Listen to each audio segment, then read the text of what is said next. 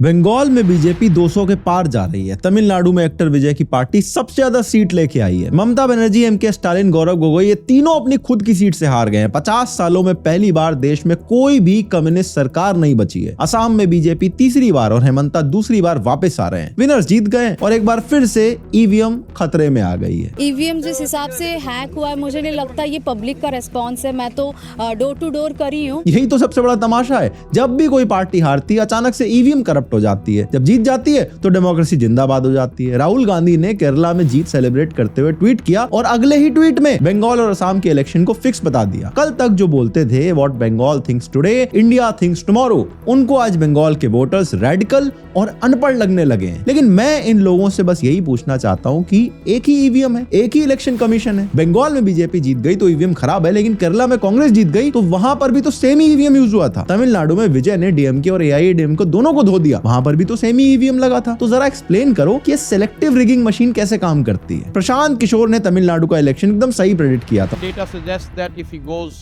alone, he stands a very good chance. How do you define good chance? It's a good chance to win Tamil Nadu. Keep this video and play it when the result comes in Tamil Nadu. और इन्होंने TVK की help भी करी थी। I will make TVK under your leaders win.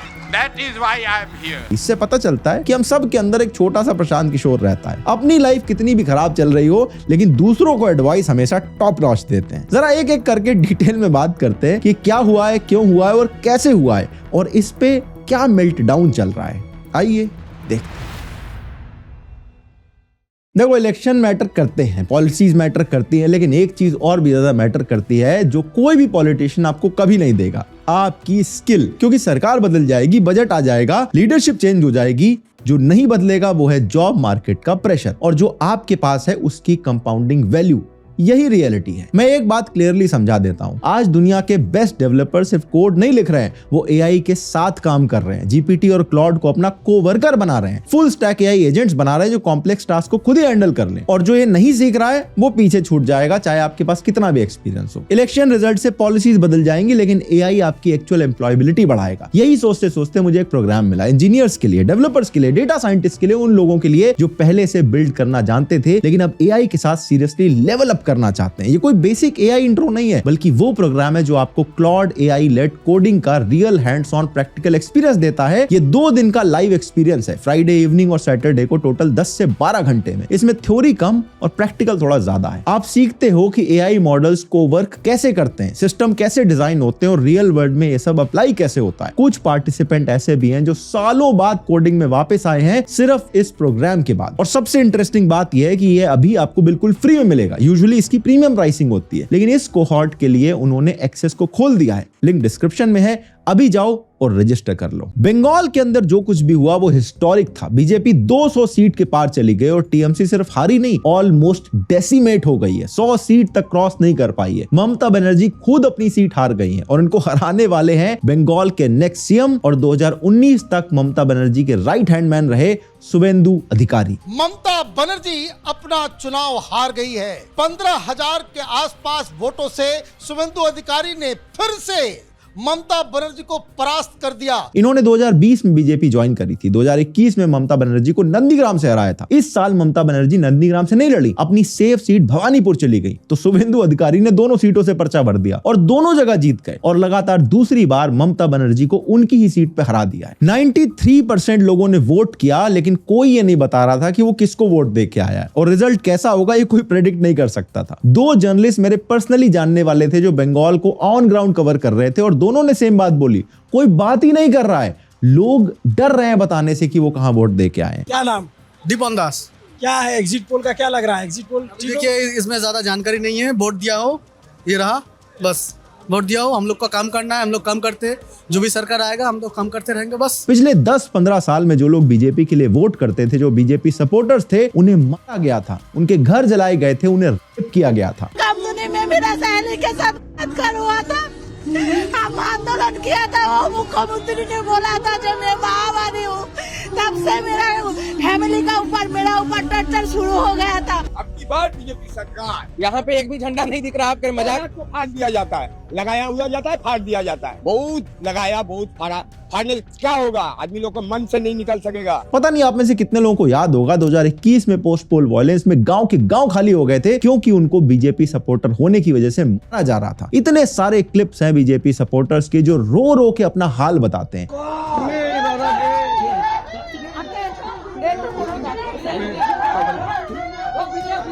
एक democratic देश में ये सब होना एक शर्म की बात है, लेकिन आपके फेवरेट यूट्यूबर्स आपको ये सब क्यों बताएंगे? क्योंकि उनकी आइडियोलॉजी थोड़े आड़े आ जाती है। तो इस बार ये सारे लोग खाली सिर झुका के बातें सुन रहे थे, कोई वेव दिखाई नहीं दे रही थी, लेकिन एक मैसिव अंडर करंट था। और अब ये सारे लोग बंगाल की सड़कों पे घूम रहे हैं, खुल के नारे लगा रहे हैं और खुशी मना रहे हैं क्योंकि वो डर डर के थक गए थे और फाइनली उनके वोट ने उन्हें आजादी दिलाई है। लेकिन हारे हुए पॉलिटिशियन ट्विटर पे जाके बोल रहे हैं कि ये इलेक्शन तो रिग्ड था। ईवीएम जिस हिसाब से हैक हुआ है, मुझे नहीं लगता ये पब्लिक का रेस्पॉन्स है। मैं तो डोर टू डोर करी हूँ। ये लोग जमीन से इतना ज्यादा कट चुके हैं, नो वंडर कि ये लोग चुनाव नहीं जीत पाए। इस बार के बंगाल इलेक्शन ट्रूली हिस्टोरिक इसलिए थे क्योंकि इस बार इलेक्शन के दौरान कोई भी बड़ी वायलेंस नहीं हुई और ऐसा कई दशकों के बाद हुआ है। जब 2021 में वायलेंस हुई थी तो लोगों ने बोला था कि सेंट्रल गवर्नमेंट ने सिक्योरिटी फोर्सेस नहीं भेजी, और इस बार सिक्योरिटी फोर्सेस भेज दी है, वायलेंस नहीं होने दी, तो सेम लोग कंप्लेन कर रहे हैं, अरे इतनी ज्यादा फोर्स की क्या जरूरत थी भाई? क्या गजब के टोपीबाज लोग हैं लोग। टीएमसी इतनी बुरी तरह से क्यों हारी? इसके एक नहीं बल्कि 3 मेजर कारण थे। पहली और सबसे बड़ी वजह थी विमेन सेफ्टी। विमेन फ्रीबी देने वाली विमेन सीएम के स्टेट में क्राइम अगेंस्ट विमेन पर वो चुप थी। आरजी कर, सौंदेश खाली, दुर्गापुर मेडिकल कॉलेज के इंसिडेंट, इन सब के बाद क्या स्टेटमेंट आया? ममता बनर्जी ने खुद ये बोल दिया कि लड़की रात को 12:30 बजे बाहर क्यों जा रही थी। How they came out in the night at 12:30. The girl child at night time, they should not be allowed to come out in the outside. ये सुन के लोग दंग रह गए थे।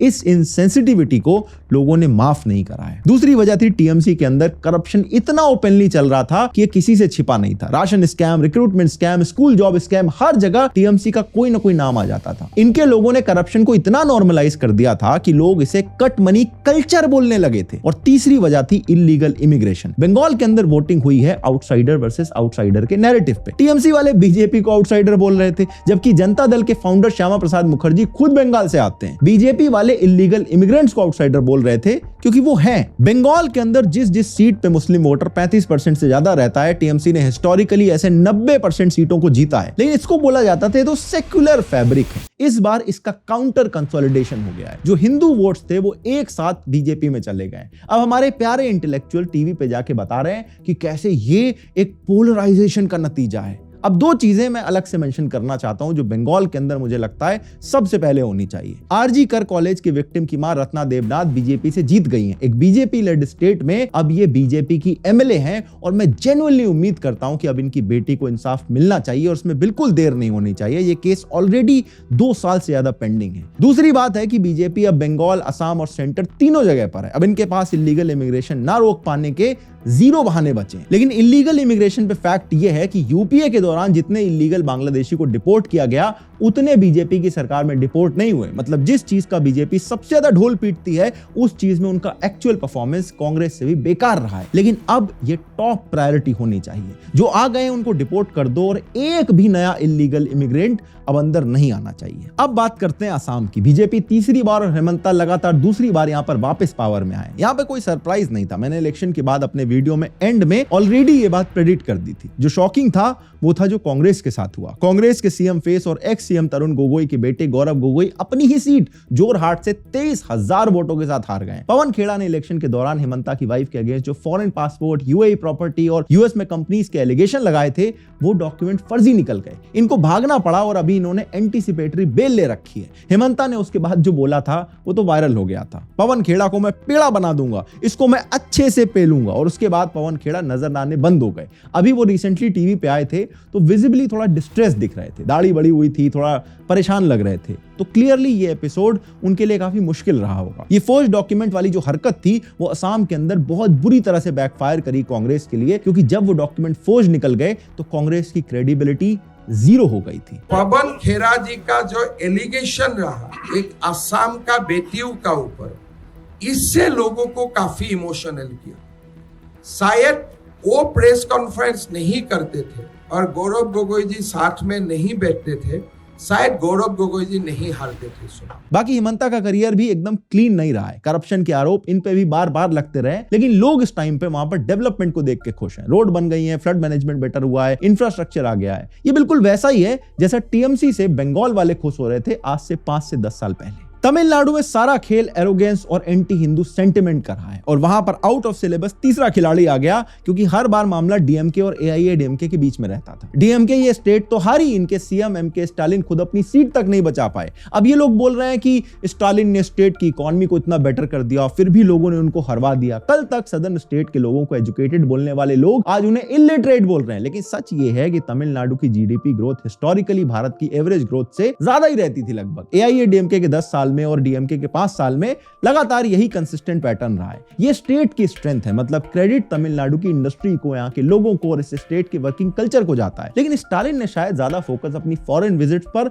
और उन विजिट्स को ट्विटर पे प्रमोट करवाने पे लगा दिया। ऑनलाइन पीआर के चक्कर में ये लोग ग्राउंड लूज कर गए। इनके लीडर सनातन धर्मा को एचआईवी और मलेरिया बोल के इरेडिकेट करने की बात करते थे। ये लोग सनातन धर्मा को इरेडिकेट करने चले थे और देखो क्या हुआ, डीएमके खुद इरेडिकेट हो गई। सनातन धर्म तो था, है और हमेशा रहेगा। बाकी सदर्न स्टेट वालों के लिए एक्टर्स की पूजा करना कोई नई बात नहीं है। लोग मंदिर बनवा देते हैं यार। एनटीआर, जयललिता और अब विजय की बारी है। बस डर ये है कि इस स्टार वर्शिप के चक्कर में इनके बुरे काम अक्सर दब जाते हैं। अभी कुछ महीनों पहले की बात है, विजय की रैली में लिटरली लोगों की गई थी, लेकिन आज उस पर कोई बात तक नहीं करता है। बाकी इन एजुकेटेड सदर्न स्टेट्स में जो फ्रीबी कल्चर है वो देश के बाकी स्टेट से 10 गुना ज्यादा रहता है। वहां पे तो gold gift, mixer grinder, washing machine, ये सब प्रॉमिस होते हैं इलेक्शन में। विजय ने भी ऐसे सब प्रॉमिस कर रखे हैं। अब विजय के पास कोई पॉलिटिकल एक्सपीरियंस भी नहीं है, तो देखना होगा कि अपनी सरकार कैसे चलाते हैं। बाकी यहाँ प्रशांत किशोर का भी एक हाथ रहा है। प्रशांत किशोर ने 2021 में डीएमके की स्ट्रेटजी बनाई थी। डीएमके यहाँ पे जीत भी गई थी। उसके बाद तमिलनाडु में बिहारी वर्कर्स पे वॉइस हुआ, तब पीके ने बोला था कि अब की बार मैं डीएमके को हरवाने का काम करूंगा। लेकिन जो आदमी बिहार के लोगों को गाली देगा उसको एडवाइस नहीं करेंगे, अब उसके बाद उनका हिसाब अगली बार करेंगे।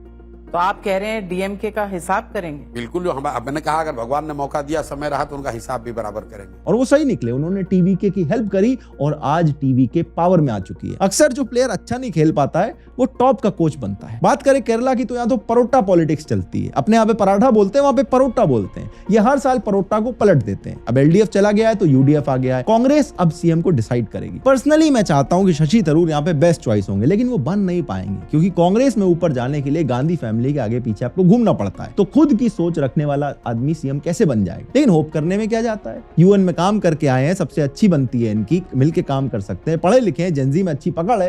अब सीएम बन के स्पीच देंगे तो 2-4 नए इंग्लिश के वर्ड हमें सीखने को मिल जाएंगे। अगर केरला की रिजल्ट की आपको हेडलाइन बतानी हो तो 1977 के बाद से ऐसा पहली बार हो रहा है जब पूरे देश में कहीं भी कम्युनिस्ट सरकार नहीं है, और केरला में यह हुआ है रैम्पेंट करप्शन की वजह से। आपके फेवरेट यूट्यूबर आपसे छिपा जाते हैं, लेकिन ये न्यूज रिपोर्ट्स खोल के पढ़ना आपका दिमाग घूम जाएगा।